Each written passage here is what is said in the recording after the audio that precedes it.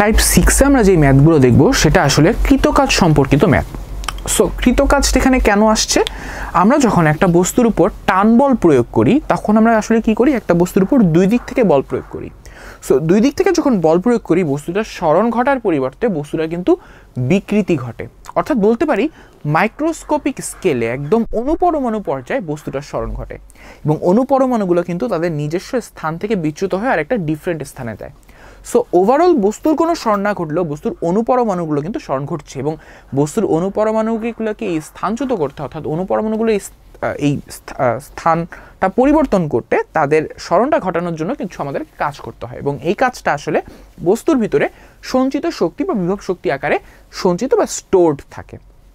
So এই কাজের ভ্যালুটা আসলে কত আসে?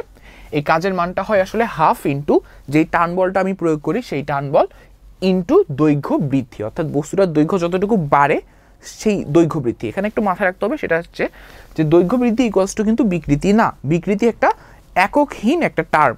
বিকৃতি হচ্ছে দুইটা দৈর্ঘ্যের অনুপাত, দৈর্ঘ্য বৃদ্ধি ডিভাইডেড বাই আদি দৈর্ঘ্য, এটার অনুপাত। আর দৈর্ঘ্য বৃদ্ধিটাকে একটা অ্যাবসোলিউট ভ্যালু, একটা অ্যাবসোলিউট দৈর্ঘ্যের মান। সো দৈর্ঘ্য বৃদ্ধিটা হচ্ছে বস্তুর কতটুকু দৈর্ঘ্যের পরিবর্তন ঘটে, পরিবর্তিত দৈর্ঘ্য মাইনাস আদি দৈর্ঘ্য। এবং এটাকে যদি এক্সপ্রেশন আকারে প্রকাশ করি half into F into L, এবং এটাকে আমরা কৃতকাজটাকে আসলে কি বলছি? সঞ্চিত বিভব শক্তি। একইভাবে আমরা আসলে পুরা বস্তুটার উপর যে বিভব শক্তি সঞ্চিত থাকছে সেইটার পরিবর্তে আমরা যদি বস্তুটার প্রতি একক আয়তনে কতটুকু বিভব শক্তি সঞ্চিত হয় বা বস্তুর প্রতি একক আয়তনে আমি আসলে টান বলের জন্য কতটুকু কাজ করি সেটা নির্ণয় করতে চাই, তাহলে সেটার জন্য আমরা কি ইউজ করব? আমরা ইউজ করব জাস্ট টোটাল যে কৃতকাজ বা বিভব শক্তি ছিল স্টোরড এনার্জি ডিভাইডেড বাই বস্তুর আয়তন। যেহেতু একক আয়তনে চাচ্ছি তাই বস্তুর আয়তন দিয়ে ভাগ করে দিয়েছি। সো আয়তন দিয়ে ভাগ করে দেওয়ার পর কি হবে? দেখো হাফটা বাইরে চলে আসে। এফ এর সাথে Get your best tutor in a smart way. Download Baidu Academy app. আমি এটাকে নিতে পারি এবং ছোট এল এর সাথে আমি বড় এলটাকে নিতে পারি। সো এফ ডিভাইডেড বাই এটা আসলে কি? স্ট্রেস বা পীড়ন, এবং ছোট এল ডিভাইডেড বাই বড় এল আসলে কি? বিকৃতি বা স্ট্রেইন। সো আমি কি পেয়ে যাই? একক আয়তনে বিভব শক্তি বা কৃতকাজ কি হয়ে যাবে? হাফ ইন্টু পীড়ন ইন্টু বিকৃতি। সো ওভারঅল বস্তুর জন্য যদি আমার কৃতকাজ চাই বা বিভব শক্তি চাই তাহলে আমি হাফ এফ এল ইউজ করব, আর যদি প্রতি একক আয়তনের জন্য বিভব শক্তি চাই তাহলে আমি হাফ পীড়ন ইন্টু বিকৃতি, অর্থাৎ half into stress into strain আমি ইউজ করব। কৃতকাজ সম্পর্কিত থিওরির পর আমরা কৃতকাজ সম্পর্কিত ছোট্ট একটা ম্যাথ দেখব।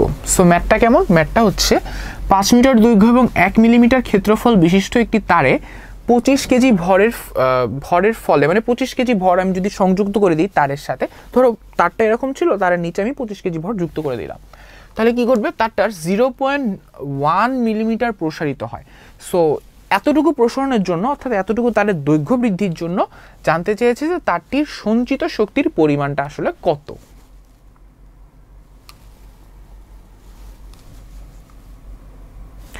সো এই ম্যাথটা কিন্তু আসলে অ্যাডমিশন টেস্টে আসার একটা অঙ্ক, এবং এই ম্যাথটা আসলে বুয়েট 14-15 এসেছিল খুব সম্ভবত, এরকম একটা ম্যাথ 14-15 এসেছিল।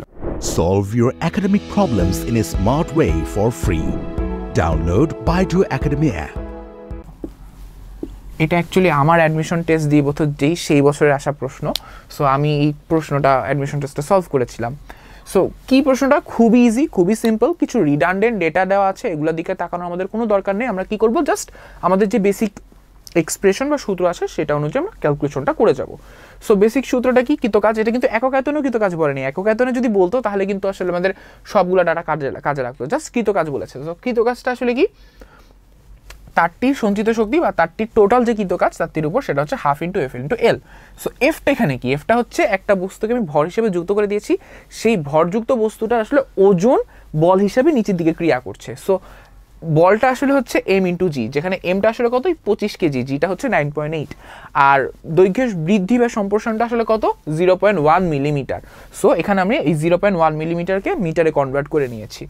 সো আমি যদি ক্যালকুলেশন করি এরকম একটা একক বা এরকম একটা শক্তির মান আমি পেয়ে যাব। সো এখানে একটু বলে রাখা ভালো, এই কোশ্চেনটা যদি একক আয়তনে কৃতকাজ বলতো তখন কিন্তু আসলে তখন আমার হাফ ইন্টু এফ এর বদলে এফ বাই এ, অর্থাৎ এই যে এখানে একটা ক্ষেত্রফল দেওয়া আছে তখন এই ক্ষেত্রফলটা কাজে লাগতো, এবং এল বাই ক্যাপিটাল এল তখন এই দৈর্ঘ্যটা আমার কাজে লাগতো।